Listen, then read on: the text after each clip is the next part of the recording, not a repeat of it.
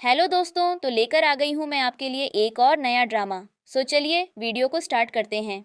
Episode की शुरुआत में हम हमारी फैमिली सू को देखते हैं, जो कि अपने दोस्तों के साथ थी और आज सू का बर्थडे होता है और वह बड़ी ही प्यार से अपने बॉयफ्रेंड जियांग के लिए ऑरेंज छील रही थी और वह मन में सोचती है, आज यहाँ पर मेरे सभी दोस्त हैं पर सभी इस सच्चाई से वाकिफ़ हैं कि मैं जियांग से कितना ज़्यादा प्यार करती हूँ। मैं जियांग के लिए कुछ भी कर सकती हूँ और उसे हमेशा खुश देखना चाहती हूँ। तभी एक उसका दोस्त कहता है, क्या तुम सच में इतना ज़्यादा प्यार करती हो? जिस पर वह कहती है, मैं उससे बहुत ज़्यादा प्यार करती हूँ। मैं 24 घंटे में से हर एक घंटे सिर्फ उसी के बारे में सोचती हूँ। उसका दोस्त कहता है, इसलिए तो उसके लिए इतनी प्यार से ये ऑरेंज छिन रही हो। तभी वहाँ पर जियांग आता है और उसके साथ एक नई लड़की सीसी होती है, जिसे देखकर उसके दोस्त कहते हैं, आज सू का बर्थडे है और तुम यहाँ अपने साथ किसको ले आए? जिस पर वह कहता है, ये सीसी है और फिलहाल ये मिस चाइना है। नहीं, ये काफ़ी खूबसूरत है ना? और वह सू से ही सीसी के लिए जगह बनाने को कहता है। सीसी बैठ जाती है। सीसी और सू के बीच में बैठ जाता है और वह अपने हाथों से सीसी को ऑरेंज खिलाता है। ये देखकर सू को बुरा लगता है और वह वॉशरूम कहकर वहाँ से चली जाती है। अब हम सू को वॉशरूम में देखते हैं, जो कि बहुत ज़्यादा उदास लग रही थी। दूसरी तरफ जियांग का दोस्त कहता है, क्या तुम्हें ज़रा भी डर नहीं लगता कि तुम्हारा ब्रेकअप हो जाएगा? जिस पर जियांग कहता है, बिल्कुल नहीं, क्योंकि यह पहली बार नहीं है कि उसने मुझे किसी दूसरी लड़की के साथ देखा है। वैसे भी मुझे उसे मनाने की ज़रूरत नहीं है, वह खुद ही मेरे पास आ जाती है। दूसरी तरफ हम सू को वॉशरूम में देखते हैं, जहाँ पर वह खुद को आईने में देख रही थी और कहती है, 6 साल पहले वह 10 दिन। और हमें 6 साल पहले का फ्लैशबैक दिखाया जाता है, जहाँ पर सू और उसकी मॉम को एक आदमी परेशान कर रहा था। तभी उन्हें बचाने के लिए वहाँ पर जियांग आ जाता है और वह उस आदमी को पीटकर वहाँ से भगा देता है। जिस पर सू बताती है, मेरी मॉम सुन नहीं सकती, इसलिए जियांग उनसे साइन लैंग्वेज में बात करता है। जिसे देखकर उसके पीछे से उसका दोस्त अपने मन में सोचता है, तो अब मुझे समझ आया, जियांग इस औरत के लिए साइन लैंग्वेज सीख रहा था। जियांग साइन लैंग्वेज में उसकी मॉम से कहता है, आपको परेशान होने की ज़रूरत नहीं है, मैं आपको प्रोटेक्ट करूँगा और मैं यहीं पर आपके साथ रुकूंगा। जिसके बाद वह करीब 10 दिन तक उनके साथ वहीं पर रुका था। अब सीन वापस प्रेजेंट में शिफ्ट होता है, जहाँ पर एसयू खुद से कहती है, तुम उस दिन मेरे साथ 10 दिन तक वहाँ पर रुके थे, इसलिए मैंने भी डिसाइड किया था तुम्हें 10 बार चांस दूंगी, पर अब यह तुम्हारा 11वीं बार है, इसलिए अब तुम्हें और कोई चांस नहीं मिलेगा। और वह अपने बाल खोल लेती हैं और फिर वापस दोबारा से रूम में आती है, जहाँ पर जियांग और सीसी किस कर रहे थे। सीसी कहती है, ये मेरा फर्स्ट किस है। जिस पर जियांग स्माइल करता है। सू वहाँ पर आकर खड़ी हो जाती है। जियांग का दोस्त कहता है, तू आकर गुस्से में खड़ी हो गई, लगती है उसका मूड बहुत ख़राब है। जिस पर जियांग कहता है, मुझे फ़र्क नहीं पड़ता, अगर उसे प्रॉब्लम है तो वह ब्रेकअप कर सकती है। जिस पर सामने से सू कहती हैं, सही कहा, मैं ब्रेकअप करना चाहती हूँ। जिस पर जियांग उसकी तरफ देखता है और कहता है, ठीक है फ़ाइन, तुम कहती हो, मैं दुआ करती हूँ भविष्य में तुम इस लड़की के साथ खुश रहो। जिस पर सीसी उसकी तरफ स्माइल करती है। इसके बाद वह वहाँ से चली जाती है। उसके जाने के बाद उसका दोस्त कहता है, लगता है आज ही बहुत ही ज़्यादा गुस्से में थी। जिस पर जियांग कहता है, मुझे फ़र्क नहीं पड़ता, उसे आना मेरे पास ही वापस है। जिस पर जियांग का एक दोस्त कहता है, मैं शर्त लगाता हूँ ये 5 दिन में वापस आ जाएगी तुम्हारे पास। इस पर दूसरा दोस्त कहता है, अरे 5 दिन तो बहुत ज़्यादा हैं, मैं तो कहता हूँ ये 5 घंटे में वापस आएगी। जिस पर जियांग कहता है, तुम लोग फालतू में ही इतना सोच रहे हो, ये 5 सेकंड में मेरे पास आएगी, देखना अभी दरवाज़ा खुलेगा। और सभी दरवाजे की तरफ देखने लगते हैं, पर दरवाज़ा नहीं खुलाता और सू वहाँ से कार में बैठकर निकल जाती हैं और वह घर पहुँचती हैं। दूसरी तरफ जियांग के दोस्त जियांग से बोल रहे थे कि आपने जो 70 मिलियन उसे दिए थे, क्या वह उसका चेक लेकर तुम्हें छोड़ने जा रही हैं? जिस पर वह कहता है, बिल्कुल नहीं, उसे आना मेरे पास ही है, वह मुझे कभी नहीं छोड़ सकती। पर दूसरी तरफ घर पर तो वह 70 मिलियन का चेक उठाती हैं और अपना सामान पैक करके घर से निकल जाती हैं और वह खुद से कहती हैं, फाइनली अब मैं आज़ाद हूँ, यह जो प्यार का बोझ मेरे सिर पर था, आज वह उतर गया। और वह स्माइल करते हुए वहाँ से चली जाती हैं। अब हम अगली सुबह का सीन देखते हैं, जहाँ जियांग डाइनिंग टेबल पर आकर बैठता है तो खाना देखकर चिढ़ते हुए मेहमान से कहता है, ये सब क्या है? क्या तुम्हें नहीं पता, ड्रिंक के बाद मैं दलिया खाना पसंद करता हूँ क्योंकि मुझे स्टमक प्रॉब्लम होती है। जिस पर वह मेहमान कहती हैं, क्या आप उस दलिया की बात कर रहे हैं जिसे मैडम सू बनाया करती थी? वहाँ कहते हैं, जिस पर मेरी कहती हैं, अरे मेरे पास इतना टाइम नहीं कि मैं दलिया बना पाऊँ, वैसे भी मैं सुबह सुबह 5 बजे उठकर उसे बनाया करती थी, पता नहीं उनके पास इतना टाइम कैसे आ जाता था। और हमें फ्लैशबैक दिखाया जाता है कि जब सू सुबह 5 बजे उठकर जियांग के लिए दलिया बना रही थी, तो उस वक्त उसकी सहेली उससे पूछती थी, मैडम, आप कल रात भी देर से सोई थीं, तो आप इतनी जल्दी कैसे उठ गईं? जिस पर वह कहती थी, क्योंकि जियांग को स्टमक प्रॉब्लम होती थी, इसीलिए मैं उसके लिए यह दलिया बना रही हूँ। और वह बहुत प्यार से उसके लिए बना लेती थी। सुबह 9-10 बजे जब जियांग तैयार होकर आता था, तो वह उसे दलिया देती थी, लेकिन जियांग चिड़चिड़ाते हुए मना करता था और कहता था कि मैं इसे खाकर पक गया हूँ, और उसे ज़मीन पर गिरा देता था। सीन वापस प्रेजेंट में आता है, जहाँ वह कहते हैं, तू कहाँ पर गई? जिसमें मेहमान कहती हैं कि कल रात वह चली गई और उन्होंने सारे डॉक्यूमेंट भी लेकर गए हैं। जिसे सुनकर उसे बहुत गुस्सा आता है और वह कहता है कि इस बार भले ही वह मेरे पैरों में लेट जाएं, घुटनों पर बैठकर गिड़गिड़ाए, लेकिन मैं उसे माफ़ नहीं करने वाला। तभी यहाँ उसका दोस्त आता है और कहता है कि रात के लिए थैंक यू कि तू मुझे यहाँ ले आया। लेकिन फिर वह कहते हैं, अरे वो घर में तो सच में सू नहीं थी, मतलब सू कल रात सच में चली गई। और वह जियंग से कहते हैं कि तुम अपनी शर्त हार गए क्या? तुम अपनी हार स्वीकार करते हो? वैसे तुम चाहो तो सू को एक मैसेज कर सकते हो, एक वॉइस मैसेज, जिसमें तुम्हें उसमें बहुत ही सॉफ्टली प्यार भरी आवाज़ से बोलना होगा। जिस पर वो ओके बोलता है और एसयू को एक वॉइस मैसेजेस करता है और बोलता है, मुझे माफ़ कर दो और आई लव यू। और जैसे ही वह वॉइस मैसेज सेंड करता है, उसे पता चलता है कि वह ब्लॉक है। जिस पर उसका दोस्त कहता है, उसने तुम्हें ब्लॉक कर दिया, मतलब उसने तुम्हें सच में छोड़ दिया है। ये सुनकर तो उसे गुस्सा आता है। तभी एक मेहमान पीछे से आती है और कहती है, सर, तुमने 70 मिलियन चेक में से कैश करा लिया है। ये सुनकर तो वह गुस्से में खड़ा हो जाता है और कहता है, उसकी इतनी हिम्मत! इतने सालों तक जब वह मेरे साथ थी, तो वह मेरी कैनरी बनकर रही, और अब वह यह सब कर रही है। मैं उसे छोड़ने वाला नहीं हूँ। अब हम सू को देखते हैं, जो कि बैंक से निकल रही थी और उसने सारा पैसा बैंक में जमा करवा दिया था। बैंक का मैनेजर उसे कहता है, आप हमारी भी वीआईपी कस्टमर हैं। और वह उसे कार्ड देते हुए कहता है, आपका मंथली इंटरेस्ट करीब 500 और 5000 होगा। सू कार्ड ले लेती है। सू के पीछे उसकी एक दोस्त खड़ी थी जिसका नाम श्योमी होता है। ज्योमी वो कार्ड देखकर थोड़ी सी शॉक होती है। श्योमी सू से पूछती है, क्या तुमने सच में ब्रेकअप कर लिया है? जिस पर सू कहती है, हाँ, मैंने ब्रेकअप कर लिया है और अब मैं दोबारा से अपनी लाइफ स्टार्ट करूंगी। जिस पर श्योमी कहती है, तुम क्या करोगी, कैसे सब स्टार्ट करोगी? जिस पर वह कहती है, मैं दोबारा से प्रोफेसर ओयांग की स्टूडेंट बनने के लिए पोस्ट ग्रेजुएट एग्जामिनेशन का एग्ज़ाम देना चाहती हूँ। आखिरकार वह देश के सबसे बड़े और इंटेलिजेंट इंसान हैं। पर मुझे डर लग रहा है क्योंकि बहुत सारे स्टूडेंट उनका एग्ज़ाम देने वाले हैं और सब चाहते हैं कि वह उन्हीं से पढ़ें। मुझे डर लग रहा है, मैं यह सब अकेले कैसे करूँगी? जिस पर शौमी कहती है, टेंशन मत लो, मेरे पास कोई है जो तुम्हारी मदद कर सकता है। वह कहती हैं, कौन? जिस पर शौमी कहती हैं, मेरा कज़िन शौ। और फिर हमें दिखाया जाता है हमारा मेल लीड शौ, जिसे देश के बेस्ट प्रोफेसर का अवार्ड मिला था, वह भी फिजिक्स में, और वह 15 साल की उम्र में ही प्रोफेसर ओयांग का स्टूडेंट भी रह चुका है। वह अवार्ड रिसीव करता है। सभी मीडिया वाले उसके पास आकर सवाल करते हैं कि हमें पता चला है आपको यूनाइटेड स्टेट्स से ऑफर मिला है वहां जाने के लिए, और आपको वहां पर करीब 100 मिलियन सैलरी दी जाएगी। पर तभी उसके पास शियोमी का कॉल आता है, और जैसे ही वह सू का नाम सुनता है तो खुश हो जाता है, और फिर वह मीडिया से कहता है, मुझे माफ़ करना, मुझे कुछ ज़रूरी काम है, और जल्दी से वहाँ से निकल जाता है। दूसरी तरफ शौमी सू से कहती हैं कि उसने तुम्हें स्कूल में बुलाया है दोपहर के टाइम। इसके बाद हम जियांग और सू को देखते हैं, जहाँ पर जियांग और सू बहुत क्लोज थे, और जियांग सू के बालों को टच करते हुए उसे कहते हैं, मुझे तुम्हारे ये बाल बहुत पसंद हैं, मैं इनसे सारी उम्र खेलना चाहता हूँ, तो तुम उम्र भर मेरे साथ ही रहना, क्योंकि मैं इन बालों के बिना नहीं रह सकता। और यह सारी बातें हमारी फीमेल लीड सोच रही थी, और वह हेयर सैलून में बैठी हुई थी। हेयर आर्टिस्ट कहती हैं, आपकी हेयर बहुत ही ज़्यादा अच्छे हैं, इन्हें कट मत कराइए।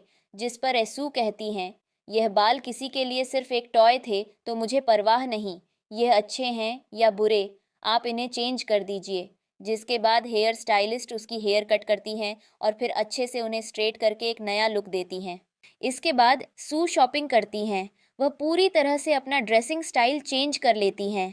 इसके बाद हम सीसी को कॉलेज में देखते हैं, जहाँ पर सभी उसकी तारीफ कर रहे थे कि कितनी सुंदर हैं, और सीसी भी मन ही मन बहुत खुश हो रही थी, और वह सोचती थी, मैं इसी तरह से अगर सुंदर बनी रहूंगी तो हमेशा जियंग मुझे पसंद करता रहेगा। पर तभी पीछे से उसे एक लड़के की आवाज़ आती है जो कह रहा था, यह लड़की तो सीसी से भी ज़्यादा सुंदर है, ये तो किसी हीरोइन की तरह है। शिशी घूमकर देखती हैं तो ये और कोई नहीं बल्कि हमारी प्यारी सी फीमेल लीड एसू होती है, जो कि फ़िलहाल बहुत ही ज़्यादा स्टाइलिश लग रही थी। उसने अपना लुक पूरी तरह से चेंज कर दिया था और सभी लोग सिर्फ उसी को देखे जा रहे थे क्योंकि वह वाकई में बहुत ज़्यादा खूबसूरत लग रही थी। और गुस्से में उसके पास जाकर कहती हैं, तुम्हें क्या लगता है तुम अपना ड्रेसिंग स्टाइल चेंज कर दोगी तो जियंग तुम्हारी ज़िंदगी में वापस आ जाएगा? ये बात याद रखो, जियंग अब मेरा है। जिस पर सीसी कहती हैं, मुझे फ़र्क नहीं पड़ता, वैसे भी मैं तुम्हारी दुश्मन नहीं हूँ, मैं अपना यहाँ पर काम करने आई हूँ, तुम अपना काम करो, मुझे उस लड़की से कोई फ़र्क नहीं पड़ता। जिस पर सीसी कहती हैं, तुम जैसी ओल्ड विमेन को यहाँ पर नहीं होना चाहिए, तुम्हें यहाँ पर कोई भी देखना पसंद नहीं करेगा। तभी पीछे से शाओसू को आवाज़ देता है। वह जैसे ही पीछे मुड़ती है तो शाओ आ रहा था और लड़कियों से देखकर पागल हो रही थी कि यह कितना ज़्यादा हैंडसम है और उसकी भरपूर तारीफ कर रही थी। शाओसू के पास आता है और कहता है, चलो मैं तुम्हें प्रोफेसर से मिलवाता हूँ, और उसे अपने साथ ले जाता है। दो लड़कियां आपस में बातें करती हैं कि यह लड़की वाकई में शौ के लायक है, यह उसके साथ सूट कर रही है। अब हम प्रोफेसर को देखते हैं जो कि हॉस्पिटल में होती हैं और वह काफ़ी ज़्यादा उदास थीं। उनके साथ जो आदमी था वह उनसे पूछता था, इस बार के एग्जामिनेशन के लिए तुम तैयार हो? जिस पर वह कहती थीं, हाँ बिल्कुल। वह कहती थीं, यह लाइफ बहुत ही छोटी होती है और मुझे लाइफ में अभी भी 3 रिग्रेट्स हैं। पहला और दूसरा रिग्रेट कि मेरे पास कोई बेटी नहीं होती या मेरे पास कोई औलाद नहीं होती, और तीसरा रिग्रेट कि मैं सू को कभी अपनी स्टूडेंट नहीं बना पाई। जिस पर वह आदमी कहता था, आप अभी भी उसे याद करती हैं? और हमें फ्लैशबैक दिखाया जाता है जब एसू एक एग्ज़ाम दे रही थी, प्रोफेसर उसे देख रही थी। प्रोफेसर कहती थीं, यह पिछले 8 सालों से सवाल पूछा जा रहा था पर इसको कोई भी नहीं कर पाया, तुम वाकई में लाजवाब हो। पीछे बैठे हुए बच्चे सुन के बारे में बात करते हैं कि यह बहुत ज़्यादा इंटेलिजेंट है। जिस पर एक लड़की कहती थी कि इसने ओलंपिक में फिजिक्स में 4 बार गोल्ड मेडल जीता था। सीन वापस प्रेजेंट में आता है जहां पर शॉ प्रोफेसर से मिलने आता है और वह कहते हैं, देखो मैं किसको लेकर आया हूँ। और सू अंदर आती है। सू को देखते ही प्रोफेसर को गुस्सा आता है और वह अपने हाथ में जो गिलास था उसे फेंक देती हैं।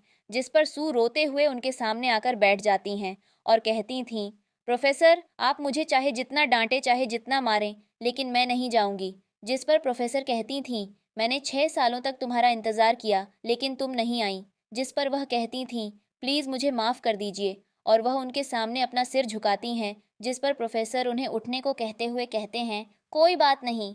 वह शाओ से कहती थीं, इसको मेरी जीटीपी लैब में लेकर जाओ और वहीं पर सब सिखाओ। इसके बाद शोमी उसे लैब की तरफ ले जा रहा होता है। तभी सू को पीछे से जियांग की आवाज़ आती है। वह जैसे ही पीछे घूमती हैं तो जियांग और सीसी साथ में होते हैं।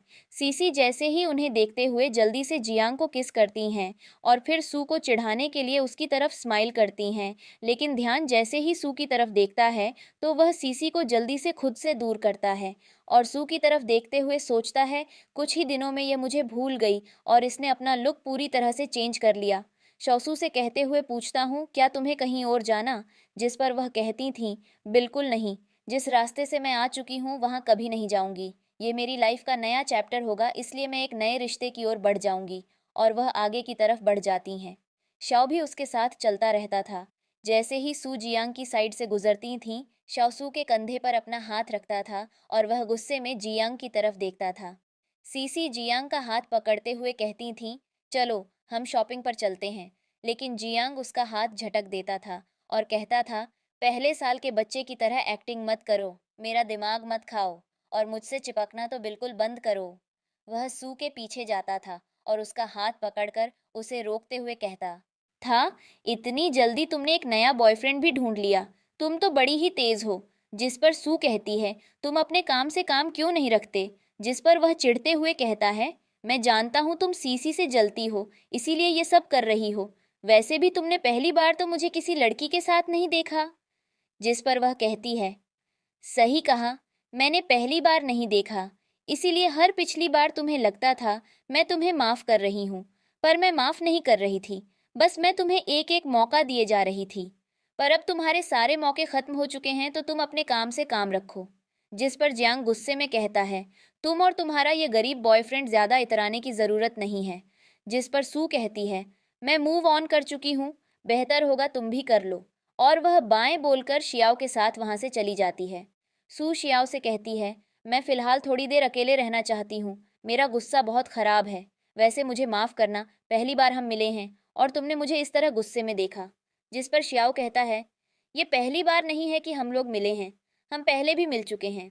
और यहाँ पर हमें स्कूल टाइम का एक फ्लैशबैक दिखाया जाता है, जहाँ पर सू सवाल कर रही थी और पीछे से कुछ स्टूडेंट्स बोल रहे थे, तुम एक लड़की हो और तुम फिजिक्स में क्या ही कर लोगी। और वे उसका काफ़ी ज़्यादा मजाक उड़ा रहे थे। दूर से ये सब शियाओ भी देख रहा था, पर सू तो उन लड़कों की बैंड बजा देती है। वह उन सभी को धूप में कुत्तों की तरह चलवाती है और यहीं पर हमारे हीरो को हीरोइन से प्यार हो जाता है। सू शियाओ से कहती है, मुझे एक घर चाहिए। जिस पर वह कहता है, मैं एक जगह जानता हूँ, और उसको घर दिखाने ले जाता है, जहाँ पर वह घर देखकर खुश हो जाती है। पर वह कहती है, ये बहुत महंगा लग रहा है। जिस पर वह कहता है, ज़्यादा महंगा नहीं है, और उसको बहुत ही कम रेट बताता है।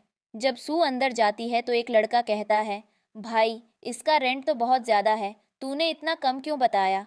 जिस पर शियाओ कहता है, टेंशन मत ले, तुझे तेरा रेंट मिल जाएगा। इसके बाद शियाओ सू को उसके घर की चाबियां देकर कहता है, ठीक है मैं यहाँ से चलता हूँ। सू उसको बाहर तक छोड़ने जाती है, पर शियाओ तो सामने वाले घर में चला जाता है। सू कहती है, क्या तुम यहाँ पर रहते हो। वह कहता है, हाँ बिल्कुल, और वह घर के अंदर चला जाता है। इसके बाद हम जियांग को देखते हैं, जो घर पर आता है और उसके पेट में काफ़ी दर्द हो रहा था। वह मेड से कहता है, जल्दी से मुझे दवाई दो। जिस पर वह कहती है, मुझे नहीं पता दवाइयाँ कहाँ पर हैं, सू मैडम ही ये सब करती थी। जिस पर उसको गुस्सा आता है और वह खुद ही दवाइयाँ ढूंढने लगता है। दवाइयाँ ढूंढते वक्त उसे सू का पुराना फ़ोन मिलता है, जिसको वह चेक करता है तो उसमें सू की उसकी मॉम के साथ एक चैट मिलती है, जिसको वह पढ़ने लगता है। जिसमें सू अपनी मॉम से पूछ रही थी कि बीफ सूप कैसे बनाया जाता है। उसकी मॉम पूछती है, पर क्यों। जिस पर वह कहती है, मैं जियांग के लिए बनाना चाहती हूँ। हमें एक फ्लैशबैक दिखाया जाता है, उसके घर में एक पार्टी थी और कुछ इन्वेस्टर्स वहाँ पर आए हुए थे। तभी सू की मॉम आती है उसके लिए सूप लेकर, और क्योंकि वह बोल और सुन नहीं सकती, वह साइन लैंग्वेज में बात करती है, जिस वजह से जियांग को बहुत ही ज़्यादा शर्म आती है और वह उनको वहाँ से बाहर निकलवा देता है। सू घर पर आकर जब उससे इस बात के लिए झगड़ा करती है तो वह उल्टा सू को ही सुना देता है कि उसकी मॉम की वजह से इन्वेस्टर के सामने उसकी इंसल्ट हो गई। यह सुनकर सू को काफ़ी ज़्यादा दुख होता है। इसके बाद सू अपनी मॉम को मैसेज करती है, आज के लिए मैं आपसे माफ़ी चाहती हूँ। जिस पर उसकी मॉम कहती है, कोई बात नहीं, पर मैं तुम्हारे लिए परेशान हूँ। जिस पर वह कहती है, मैं यहाँ पर ठीक से रह रही हूँ, आप परेशान न हो। सीन वापस प्रेजेंट में शिफ्ट होता है, जिसके बाद जियांग कुछ सोचता है और खुद से ही कहता है, मुझे लगा था वह समझदार है, पर वह तो बचपन से ही बेवकूफ़ थी। और वह अपने से उसका फ़ोन मांगकर सू को कॉल करके कहता है, मैं काफ़ी ज़्यादा पेन में हूँ। जिस पर सू कहती है, तो डॉक्टर के पास क्यों नहीं जाते, मैं डॉक्टर थोड़ी हूँ जो यहाँ पर कॉल कर रहे हो। और कॉल कट कर देती है। इसके बाद जियांग को गुस्सा आता है, ये मेरा फ़ोन था, आप पागल हो चुके हैं क्या। फिर वह गुस्से में वहाँ से चला जाता है। सू घर पर आती है और जियांग को आवाज़ लगाती है, पर वह दरवाज़ा नहीं खोलता। जिसके बाद वह मेड को आवाज़ लगाती है। मेड बेचारी आराम से बिस्तर पर सो रही थी। वह उसे गुस्से में उठाती है और कहती है, इस घर के लोग मुझे जीने नहीं देंगे। इसके बाद वह घर पर आती है। वह जियांग को आवाज़ देती है, पर वह बाहर नहीं आता तो वह जाने लगती है। तभी उसे बेसमेंट से कुछ टूटने की आवाज़ सुनाई देती है। वह बेसमेंट में जाती है, जहाँ जियांग अंधेरे में बैठा होता है। वह कहती है, ये सब क्या बकवास है, तुम यहाँ क्या कर रहे हो। जियांग खड़ा होता है और लाइट ऑन करता है। वहाँ बहुत सारा पैसा और कई लग्जरी चीज़ें रखी होती हैं। वहाँ कई महंगे हैंडबैग भी होते हैं, जिन्हें देखकर सू कहती है, यह सब क्या तमाशा है। जियांग कहता है, तुमने करीब 70 मिलियन लेकर मुझसे ब्रेकअप किया है। अब यह लो, ये बहुत सारा पैसा है और महंगी चीज़ें हैं। इन्हें लो और फिर से मेरे घर में रहना शुरू करो और फिर से मेरे साथ वापस आ जाओ। इस पर सू कहती है, तुम्हारा दिमाग खराब हो चुका है। मेरी ज़िंदगी बहुत अच्छी चल रही है और मैं दोबारा अपनी ज़िंदगी तुम्हारे साथ बर्बाद नहीं करना चाहती। वैसे भी तुमने मेरा काफ़ी समय ख़राब किया है और अब मेरे पास इन फालतू चीज़ों के लिए समय नहीं है। जियांग उसके करीब आता है और कहता है, तुम 26 साल की हो, न तुम्हारे पास नौकरी है, न कोई ढंग की डिग्री। सिर्फ एक बैचलर डिग्री से तुम अपनी ज़िंदगी कैसे जी सकोगी? ये कहते हुए वह उसे पीछे धकेल देता है और फिर उसके साथ ज़बरदस्ती करने लगता है। सू उसे रोकने की कोशिश करती है, लेकिन आखिरकार हार मान लेती है। फिर वह उसे थप्पड़ मार देती है। जियांग कहता है, 2 दिन में ही तुमने नया बॉयफ्रेंड ढूंढ लिया? क्या वह तुम्हें वैसे संतुष्ट कर पाता है जैसे मैं करता था? बाहर शियाओ उसका इंतजार कर रहा होता है। जब काफी देर हो जाती है, वह घर के अंदर आता है और जब यह देखता है तो जल्दी से सू को बचा लेता है। शियाओ कहता है, मुझे माफ करना, मैं लेट हो गया। चलो, मैं तुम्हें घर ले चलता हूँ। जाने से पहले वह जियांग को एक जोरदार पंच मारता है और कहता है, यह पंच इसलिए क्योंकि तुमने सू के साथ बदतमीजी की। जियांग भी उस पर हाथ उठाता है, लेकिन शियाओ उसका हाथ पकड़ लेता है और फिर से एक पंच मारता है और कहता है, यह पंच इसलिए क्योंकि इंसान को इंसान समझना चाहिए। जियांग का दिमाग बहुत खराब हो जाता है और वह सीसी को कॉल करके मिलने के लिए बुलाता है। इसके बाद वे क्लब में दिखाई देते हैं। जियांग सीसी को किस कर रहा होता है, लेकिन फिर भी उसे सू की याद आ रही होती है, इसलिए वह सीसी को खुद से दूर कर देता है। सीसी नाराज होकर वहां से चली जाती है। जियांग का दोस्त उससे पूछता है, अब तुम क्या करोगे? जियांग कहता है, मैं उस लड़की को नहीं छोड़ूंगा। इसके बाद हमें सू एक कमरे में कुर्सी से बंधी हुई दिखाई देती है। उसके चारों ओर बहुत सारी मोमबत्तियां जल रही होती हैं। वह खुद को छुड़ाने की कोशिश करती है, लेकिन सफल नहीं होती। तभी सामने से जियांग आता है और गुस्से में उसे देख रहा होता है। तभी सू घबराकर उठ जाती है। ये सिर्फ उसका सपना था। अगले दिन सू कुछ सवाल हल कर रही होती है। तभी शियाओ दरवाजे पर आता है और कहता है, मुझे तुम्हारी फिक्र हो रही थी। वह कहती है, तुम चिंता मत करो, मैं बस कुछ सवाल हल कर रही थी। इसके बाद दोनों मिलकर सवाल हल करते हैं। अगले दिन हम प्रोफेसर को देखते हैं, जो सू के हल किए गए सवालों को देखकर खुश होते हैं। फिर हमें जियांग की माँ और उसकी बहन हॉस्पिटल में प्रोफेसर के लिए गिफ्ट्स लाते हुए दिखाई देते हैं। जियांग की बहन कहती है, माँ, क्या प्रोफेसर गिफ्ट्स लेंगे? मैंने सुना है उन्हें गिफ्ट्स पसंद नहीं हैं। उसकी माँ कहती है, तुम चिंता मत करो, मैं उनके लिए 10 मिलियन का चेक लाई हूँ, उन्हें हमारी बात माननी पड़ेगी। तभी वे सू को आते हुए देखती हैं और पूछती हैं, तुम यहाँ क्या कर रही हो? सू कहती है, मैं प्रोफेसर से मिलने आई हूँ। इस पर माँ बेटी दोनों उसका मजाक उड़ाने लगती हैं। तभी प्रोफेसर आती हैं और जियांग की माँ उन्हें गिफ्ट देने की कोशिश करती है, लेकिन प्रोफेसर उन्हें नज़रअंदाज करती हैं और सिर्फ सू से बात करती हैं। इसके बाद हम एग्ज़ाम का रिजल्ट देखते हैं। जियांग की बहन दूसरी पोजीशन पर आती है और उसकी माँ उसे गिफ्ट देती है। दूसरी तरफ सू पहले स्थान पर आती है। इसे देखकर शियाओ उसे एक नेकलेस गिफ्ट करता है और कहता है, तुम्हारा पहला स्थान आया है, मैं बहुत खुश हूँ। वह खुद अपने हाथों से उसे नेकलेस पहनाता है। तभी शियाओ को एक ज़रूरी फ़ोन कॉल आता है और उसे वहाँ से जाना पड़ता है। हम जियांग की बहन को देखते हैं, जिसकी नज़र सू पर पड़ती है। वह जल्दी से सू के पास आती है और कहती है, तुम यहाँ क्या कर रही हो? तुम्हारी औकात नहीं है इस जगह पर आने की। सू उसे इग्नोर करने की कोशिश करती है, लेकिन माँ बेटी दोनों उसके पीछे ही पड़ जाती हैं। पर तभी यहाँ पर प्रोफेसर आ जाते हैं। प्रोफेसर को देखकर सभी उनकी चापलूसी शुरू कर देते हैं, पर प्रोफेसर सबको इग्नोर करके सीधा सू के पास जाती हैं और कहती है, कॉन्ग्रेचुलेशन फर्स्ट प्लेस आने के लिए। ये सुनकर तो सभी शॉक हो जाते हैं, पर जियांग के फेस पर स्माइल थी। वह कुछ बोलने वाला था, पर प्रोफेसर उसको डांटते हुए कहती है, तुम्हारी वजह से ही 6 साल पहले ये एग्ज़ाम नहीं दे पाई थी, क्योंकि ये तुम्हारे चक्कर में पड़ गई थी। तुम्हारी वजह से इसकी इतने ज़्यादा साल खराब हुए। जिस पर सू कहती है, कोई बात नहीं, वैसे भी किसी को पड़ी ही नहीं है। उनको सिर्फ यही आता है कि अगर कोई उनकी परवाह करता है, उनको केज में बंद करके रखो। इसके बाद प्रोफेसर सू को लेकर वहां से चली जाती हैं। अब हम नाइट में जियांग को नशे में टल्ली घर पर आते हुए देखते हैं। यहाँ पर शिशु से संभालती है और उसे किस करने के लिए इसके करीब जाती है, पर जियांग तो सिर्फ सू को याद कर रहा था, जिस पर सीसी को बहुत गुस्सा आता है। पर वह अपना लोमड़ी वाला दिमाग लगाती है और फिर जाकर सुखी नाइटी पहन लेती है और जियांग के पास आती है, जिससे जियांग को लगता है कि उसके पास है और उसको किस करने लगता है। अगली सुबह जब उसकी आंख खुलती है तो वह खुद को सीसी के पास देखकर चौंक जाता है। पर सीसी कहती है, तुमने रात को मेरे साथ इंटीमेट हुए हो। जिस पर वह कहता है, ऐसा नहीं हो सकता। जिस पर वह बेडशीट पर लगा हुआ ब्लड दिखाते हुए कहती है, ये मेरा फर्स्ट टाइम था मुझे लगा तुम इसकी रिस्पॉन्सिबिलिटी लोगे, पर तुम तो रिस्पॉन्सिबल हो ही नहीं। और वह गुस्से में जाने का नाटक करती है, जिस पर जियांग उसको रोक लेता है और कहता है मैं इसकी रिस्पॉन्सिबिलिटी लूँगा। इसके बाद हम इन दोनों माँ बेटी को देखते हैं। इन दोनों की प्लानिंग थी कि ये प्रोफेसर जियो से मिलेंगी और उनको रिश्वत देकर अपनी तरफ कर लेंगी, पर जियो इन दोनों के मुंह पर ही दरवाज़ा बंद कर देता है। पर एक रोज़ जियांग की बहन इन दोनों को साथ देख लेती है। इसके बाद हम जियांग को सीसी के साथ क्लब में देखते हैं, जहाँ पर सीसी कहती है ये जल्दी से देखो, एक न्यूज़ सू फिलहाल हॉट टॉपिक बनी हुई है। सर्च का वह ज्यू को डेट कर रही है। वह जब ये आर्टिकल देखता है तो जल्दी से वहाँ से निकल जाता है और जाकर सू से मिलता है और कहता है मैं इसको निपटाने में तुम्हारी मदद कर सकता हूँ। पर सू कहती है मुझे तुम्हारी मदद नहीं चाहिए और वहाँ से चली जाती है।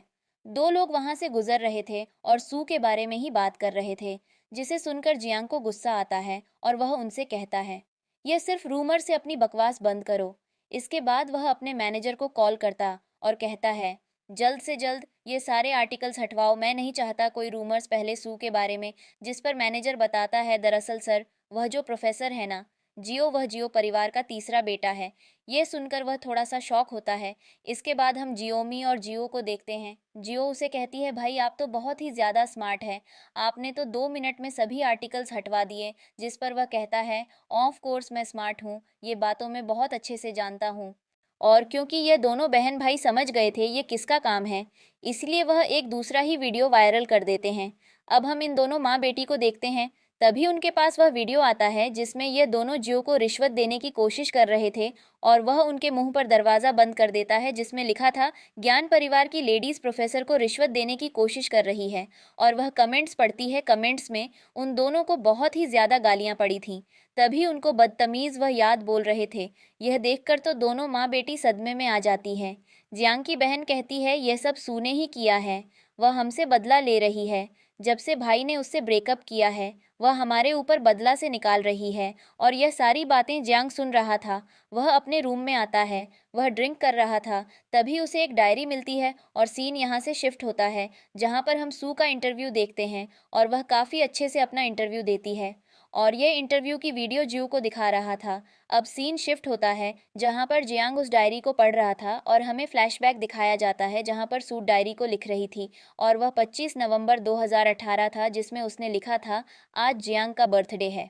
वह 2 साल से मुझे पसंद करता है, लेकिन आज मैं उसे हाँ बोल दूंगी। मैंने इस साल जो जॉब की है उससे मैंने करीब 5,000 कमाए हैं, जिसमें से मैं 3,000 मॉम को दूंगी और बाकी के 2,000 का जियांग को बर्थडे गिफ्ट दूंगी।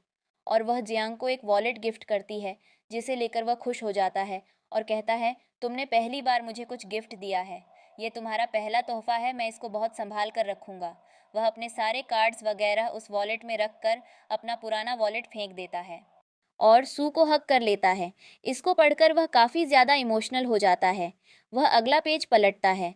25 नवंबर 2022 को उसने लिखा था आज 5 साल हो चुके हैं और आज उसका 5वां बर्थडे है। उसका पुराना वॉलेट जो मैंने दिया था वह काफ़ी ज़्यादा ओल्ड हो चुका है, इसलिए आज मैं उसको न्यू वॉलेट दूंगी। पर वह जब उसको वॉलेट गिफ्ट करने जाती है, जियांग कहता है तुम्हारा वॉलेट मैं पहले ही फेंक चुका हूँ, मैंने नया वॉलेट खरीद लिया। वैसे भी ये वॉलेट देखो कितना बेकार है, ये ब्रांडेड भी नहीं है। तुम अनब्रांडेड वॉलेट मुझे गिफ्ट करती हो, इससे मेरी बेइज्जती होती है, क्या तुम्हें समझ नहीं आता? और वह उसको फेंक देता है। ये सब पढ़कर वह काफ़ी ज़्यादा उदास हो जाता है और जल्दी से अपना फ़ोन उठाकर उसको कॉल करता है, पर सू ने तो उसको ब्लॉक किया हुआ था और वह ज्यू के साथ होती है और यह लोग वेकेशन पर जाने का प्लान करते हैं। अब यह लोग एक बीच पर वेकेशन मनाने के लिए चले जाते हैं, जो कि बहुत ही ज़्यादा अच्छा बीच होता है, जिसको देखकर सू काफ़ी ज़्यादा एक्साइटेड हो जाती है। दूसरी तरफ जियांग को यह पता चल चुका था और वह जल्दी से वहाँ के लिए अपनी टिकट बुक करने को कहता है। जियो और सू जब होटल जाते हैं तो होटल का एक स्टाफ जियो को देखकर सर बोलता है, जिस पर जियो की तरफ देखती है। जियो उस स्टाफ मेंबर की तरफ देखता है, जिस पर वह कहता है hello professor, welcome to our hotel. जिस पर सू कहती है तुम तो काफ़ी फेमस हो प्रोफेसर। अब हम सू को अकेले बीच पर घूमते हुए देखते हैं। तभी यहाँ पर जियांग भी आ जाता है। वह सू से कहता है मैं समझता हूँ कि मैंने तुम्हें इग्नोर किया, मैं मानता हूँ कि यह मेरी गलती थी, पर अब मैं तुम्हें यहाँ पर सेव करने आया हूँ। पर तभी यहाँ पर सीसी आ जाती है और आते ही उसका हाथ पकड़ लेती है, जिसको देखकर सू कहती है तुम एक औरत के साथ मुझे सेव करने आए हो? जिस पर वह सीसी का हाथ झटक देता है और सू से कुछ बोलने वाला था, पर वह सामने से कहती है, मुझे कोई एक्सप्लेनेशन नहीं चाहिए। तभी यहाँ पर जियो आता है। वह जल्दी से जाकर उसका हाथ पकड़ लेती और कहती है, मैं यहाँ पर अकेली नहीं आई हूँ, तो तुम लोग अपना एंजॉय करो और हमें अपना एंजॉय करने दो। और उसके साथ वहाँ से चली जाती है। जब ये दोनों बीच पर घूम रहे थे, तभी एक लड़की आकर इन्हें एक इनविटेशन कार्ड देते हुए कहती है, आज बीच में कपल पार्टी होने वाली है, तो प्लीज़ आप दोनों ज़रूर आइएगा। आप बहुत ही ब्यूटीफुल कपल्स हैं। जिस पर सू जल्दी से हाथ छुड़ाते हुए कहती है, नहीं नहीं। पर तभी जो कहता है, ओके हम ज़रूर आएंगे। वह कहती है, तुमने ऐसे प्रिटेंड क्यों किया जैसे हम कपल हों? वह कहता है, मैंने कोई झूठ नहीं बोला। जिस पर वह काफ़ी ज़्यादा शाय होकर वहाँ से जाने लगती है। पर जियो का हाथ पकड़कर कहता है, मैं तुम्हें लाइक करता हूँ। इसके बाद हमें रात की पार्टी दिखाई जाती है जहाँ पर कुछ स्पेशल गेम होने वाले थे और बीच की मोस्ट ब्यूटीफुल गर्ल डिसाइड की जाने वाली थी। यहाँ पर सभी लड़कियों को एक एक नंबर दिया जाता है, पर यहाँ पर जियांग सिर्फ सू को ही देखे जा रहा था। ये देखकर सीसी को जलन सी होती है, इसलिए वह वॉशरूम का बहाना करके वहाँ से जाती है। पर वह एक आदमी से बात करती है और उसे कुछ पैसे देती है। इसके बाद वह वापस आ जाती है और सू के पास जाती है, क्योंकि सू को स्टेज पर जाकर परफॉर्मेंस करनी थी। इसीलिए वह जानबूझकर उसके ऊपर वाइन गिरा देती है और कहती है, अब तुम परफॉर्मेंस कैसे कर पाओगे? जब जियांग देखता है तो जल्दी से सू के पास आता है और कहता है, क्या मैं कोई मदद करूं? सू मदद लेने से इनकार कर देती है और श्याओ के कान में कुछ कहती है। बाद में वह स्टॉल पर जाती है और सीजर लेती है और एक सफ़ेद रंग के कपड़े पर आड़ी टेढ़ी सीजर चलाना शुरू कर देती है और फिर वह स्टेज पर पहुंच जाती है। उसने एक सफ़ेद रंग की खूबसूरत ड्रेस पहनी थी, जो उसने कुछ खास चीज़ से कट करके के बनाई थी। वह काफ़ी ज़्यादा सुंदर लग रही थी और सभी उसकी तारीफ कर रहे थे। ये देखकर सीसी जल उठती है। अब श्याओ आता है और उसे गिटार देता है, जिसके बाद वह बहुत ही खूबसूरत सा गाना गाती है। उसका गाना सुनकर जियांग की आंखों से आंसू आ जाते हैं और वह काफ़ी ज़्यादा इमोशनल हो जाता है। सभी लोग सू के लिए तालियां बजाते हैं और उसकी काफ़ी ज़्यादा तारीफ होती है। इसके बाद सबसे सुंदर लड़की चुनी जाती है और वह कोई और नहीं बल्कि सू ही बनती है, क्योंकि उसे सबसे ज़्यादा रोजेस मिले थे। पर तभी उसके पीछे से उसके ऊपर दीवार गिरने वाली होती है, पर जियांग देख लेता है और उसे हटाकर खुद उस जगह आ जाता है। उसे चोट लगती है। अब हम देखते हैं, सीसी उसके जख्म पर मरहम लगा रही थी, पर ध्यान को बहुत ही ज़्यादा गुस्सा आ रहा था, इसलिए वह उठकर खड़ा हो जाता है। वह सीसी से कहता है, मुझे कुछ ज़रूरी काम है, तुम आराम करो, और वहाँ से चला जाता है। अब हम उसे सू के दरवाजे पर देखते हैं। वह दरवाज़ा लॉक करता है, पर सू सामने से आ रही थी। वह सू से कहता है, मुझे तुमसे कुछ कहना है। सू कहती है, मुझे कुछ नहीं सुनना, और जाने लगती है। पर वह उसका रास्ता रोकता है और कहता है, मुझसे पास्ट में बहुत सारी गलतियाँ हुई हैं, प्लीज़ मुझे माफ़ कर दो। जिस पर सू कहती है, तुम्हें बहुत देर हो चुकी है। वह कहता है, मैं रिलैक्स हो चुका हूँ, मुझे सिर्फ तुमसे प्यार है। दूसरी लड़कियों ने मुझे कंफ्यूज किया और मैं उनके बहकावे में आ गया। जिस पर सू कहती है, पर मैं तुम्हें माफ़ नहीं करूँगी। इस पर उसे गुस्सा आ जाता है और वह कहता है, तुमने 2 दिन के अंदर ही नया बॉयफ्रेंड ढूंढ लिया था। तुम कितनी बेशर्म और संवेदनहीन हो। इसके बाद वह श्याओ की तरफ देखते हुए कहता है, तो तुम इसके साथ हो? फिर वह कहता है, तुम भी मेरी बात सुन लो। तुम जिसके साथ हो उसके साथ मैंने पहले ही सब कर रखा है। यह सुनकर श्याओ को गुस्सा आता है। वह उस पर हमला करता है, पर सू उसका हाथ रोक लेती है और खुद जियांग को थप्पड़ मारती है और कहती है, तुम सच में कितने बेशर्म हो, तुम माफ़ी के लायक नहीं हो। श्याओ भी कहता है, तुम बहुत गिरे हुए हो, तुम्हें एक औरत की इज्जत करना नहीं आता। इसके बाद वे दोनों अंदर चले जाते हैं। जियांग उनके पीछे जाता है और ज़ोर ज़ोर से चिल्लाना शुरू कर देता है। अंदर आकर सू उससे माफ़ी मांगती है, पर श्याओ उसके पास आ जाता है, जिससे वह पीछे हटती जाती है और श्याओ और ज़्यादा पास आ जाता है। वह एक कुर्सी पर गिर जाती है। दूसरी तरफ बाहर जियांग अभी भी दरवाज़ा पीट रहा था। वह ज़ोर ज़ोर से चिल्ला रहा था, जिससे उसके हाथ से खून बहने लगता है और वह हार मानकर वहाँ से चला जाता है। अंदर श्याओ उसे किस करने वाला था, पर वह बीच में अपना हाथ रख देती है, जिस पर वह पीछे हट जाता है और फिर सॉरी बोलता है और कहता है, मैं शायद थोड़ा नशे में हूँ। जिस पर सू कहती है, क्या तुम निश्चित हो? इस पर वह सू की तरफ देखता है, शायद वह फिर से अपनी भावनाओं को छिपा रहा हूँ। अगली सुबह सू जेबी वहाँ से चेकआउट कर रही थी, तभी जियांग वहाँ पर आता है और अपना कार्ड फेंकते हुए रिसेप्शनिस्ट से कहता है, हाँ 20 मिलियन से जैसा मैं कहता हूँ वैसा करो। सू कहती है, हाँ तुम क्या कर रहे हो? वाह कहते हैं मैं गरीब शिक्षक को ढूंढता हूँ वा रहा हूँ। आज मैं अपना अमेरिका दिखाकर रहूंगा और दिखाऊंगा उसने किससे पंगा लिया है। पर तभी यहाँ पर जियांग अपने बॉडीगार्ड्स के साथ आता है, जिसे देखकर सभी शॉक हो जाते हैं। रिसेप्शनिस्ट कहता है यह इनका पर्सनल आइलैंड है, यही हमारे बॉस हैं। जियो जियांग से कहता है तुम्हारा फ़ोन रिंग हो रहा है। वह अपना फ़ोन रिसीव करता है। उसके डर का कॉल था। उसे डर बताते हैं हमारे जितने भी कॉन्ट्रैक्ट हैं सब कैंसिल हो रहे हैं। हाँ सुनकर वह शॉक हो जाता है और ज्यों से कहता है तुम XAIO परिवार के बेटे हो। किसी वहां पर भागते हुए आती है और कहती है मेरा सामान बाहर फेंक दिया गया। रिसेप्शनिस्ट कहता है आप लोग यहाँ के गेस्ट नहीं हैं, तो आप यहाँ से चले जाइए। हम जिस पर वहाँ डोनोन वहाँ से जाने लगते हैं। जाते हुए एक्सेओ यंग को एक लिफाफा देते हुए कहते हैं कि मेट्रो से जाना था ना, तो ये लो जियांग उसके हाथ से वाह एनवीपी लेता है, वहाँ से चला जाता है। सीसी उसके पीछे भागते भागते जाती है। अब सू एक्साओ से कहती है तुमने अपनी पहचान मुझे क्यों नहीं बताई? तुमने मुझसे यह क्या छुपाया? जिस पर वह कहता है मुझे नहीं लगता स्टेटस मैटर करता है। अब हम जियांग को घर पर देखते हैं, जहां पर वह काफी ज्यादा गुस्से में था। सू के पास आती है और उसे पीने के लिए पानी देती है। उसके हाथ में लिफाफा था। जियांग से लिफाफा को खोलता है तो उसमें फोटो भेजो। जब उसे पैसे दे रही थी या देखकर तो उसको बहुत ज्यादा गुस्सा आता है। वाह, सीसी पर चिल्लाना शुरू कर देता और कहता है अब मैं ब्रेकअप कर रहा हूँ।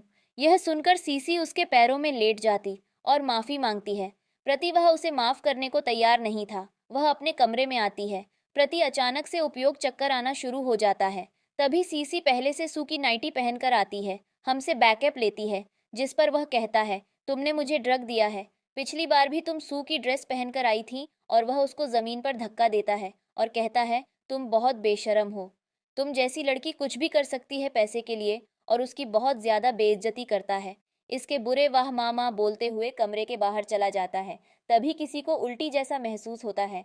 वह भागकर वॉशरूम में जाती है और उसका रिलायंस होता है कि वह गर्भवती है और उसके बहुत ज्यादा खुश हो जाती है। उसके बुरे हमसू को देखते हैं जो अपने घर से बाहर निकलती है क्योंकि उसके वॉशरूम में पानी नहीं आ रहा था। तभी सामने से भी आता है, उसके भी बाथरूम में पानी नहीं आ रहा था और यहाँ एक दूसरे के सामने खड़े थे। तभी यहाँ पर एक्साओ की माँ एक जाती है, जहाँ पर उसकी माँ कहती है आजकल के बच्चों ने इस चीज़ को मजाक समझ कर रखा है। जिस पर सू कहती है प्लीज़ मेरी बात समझने की कोशिश करो। जिस पर उसकी माँ कार्ड निकलती है और कहती है इसमें शुद्ध 5 मिलियन है। जिस पर जियांग कहता है माँ हाँ आप क्या कर रही हैं? पर उसकी माँ वाह कार्ड सू के हाथ में रखे हुए कहते हैं ये पैसे इसलिए हैं ताकि तू मेरे बेटे को छोड़कर ना जाओ। जिस पर वह दोनों शॉक होते हैं। उसकी माँ कहती है तुम मुझे पसंद है, मैं हो तो चलो अब शॉपिंग करते हैं। आखिर में अपने होने वाली बहू को शॉपिंग करूंगी और उसको लेकर जाती है। दूसरी तरफ हम जियांग की माँ को शॉपिंग करते हुए देखते हैं। उनके पास सीसी आती है और कहती है मैं आपकी बेटी गर्लफ्रेंड हूँ। पर वह कहती है मेरे बेटे की बहुत सारी गर्लफ्रेंड हैं। तुम्हारी हिम्मत कैसी हुई मेरे सामने आकर भौंकने की और जाने लगती है। पर वह कहती है मैं प्रेग्नेंट हूँ। जिस पर रुक जाती है और पीछे घूमकर कहती है चलो क्यों ना तुम्हें थोड़ी शॉपिंग कराई जाए, और सपने साथ ले जाती है। वह एक स्टोर में हैंडबैग खत्म रही थी, तभी उन्हें सू मिलाती है।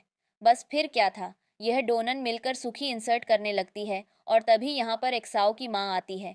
एक्साओ की माँ को देखकर जान की माँ थोड़ी सी शॉक होती है। उनसे बात करने की कोशिश करती है पर वह तो सू से बात कर रही थी।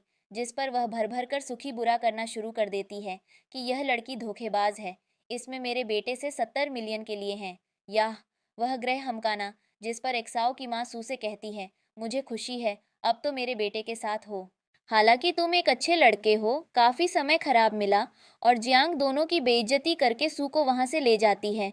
अब हम सीसी को ज्ञान के घर पर देखते हैं। जियान जो वहां पर आता है तो उससे पूछता है तुम यहाँ पर क्या कर रही हो?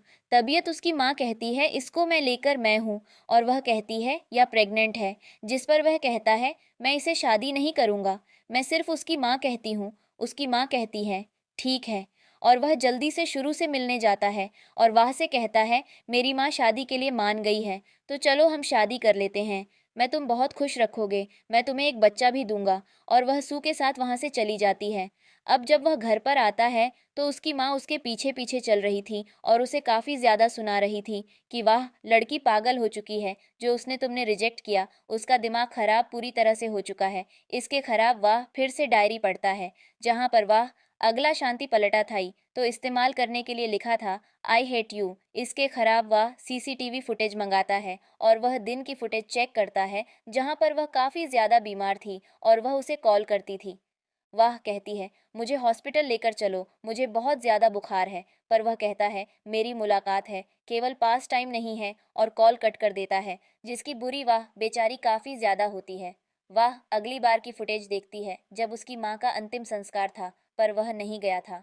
तुमने सू को 70 मिलियन दिए थे और मुझे सिर्फ 2 मिलियन दिए थे। हाँ तो बड़ी घाटी का सौदा है। हाँ तो तुम मुझे 70 मिलियन दो वरना मुझसे शादी करो। और उसको सिड्यूस करने का ट्राई करती है।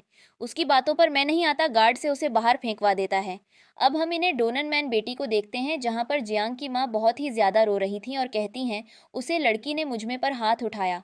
तूने कभी मुझसे बदतमीजी नहीं की थी, जबकि मुख्य इस्तेमाल पसंद भी नहीं करती थी। और वह अपना पथ याद करती है और हमें फ्लैशबैक दिखाया जाता है जहाँ पर सू ने खाना बनाया था। पहले तो उसकी माँ खाती है, पर जब पता चलता था कि हाँ सू ने बनाया है तो उसको रिजेक्ट कर देती है।